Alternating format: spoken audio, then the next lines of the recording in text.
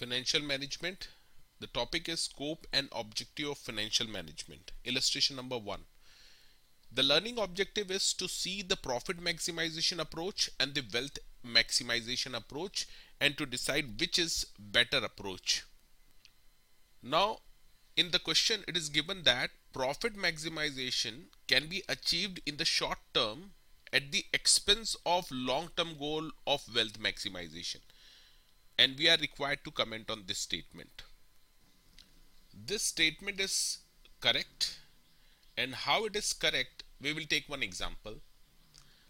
For example, there is a one machine which earns 1 lakh rupees per annum, and we have two options. Either we can use this machine without any repair cost, and second option is we can use this machine with normal repairs every year. So let's see the first option. If we don't repair the machine, what happens? The profit, as we have already seen, 1 lakh per annum, there is no repair cost, 0. The net profit per annum will be 1 lakh. But the life without repair, you can see it is only 3 years. So the maximum wealth you will be able to generate in 3 years is 1 lakh into 3. That is 3 lakh rupees will be the wealth at the end of the life of the machine.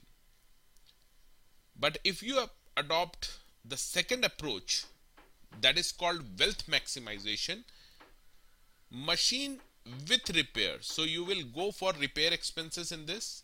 1 lakh per annum will be the profit as usual, but you have to go for repairs of 25,000 per annum.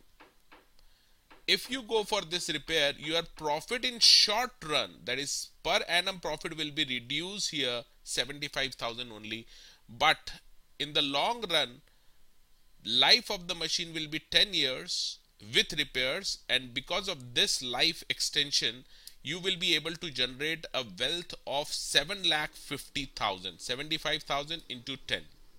So this is profit maximization approach and this is wealth maximization approach.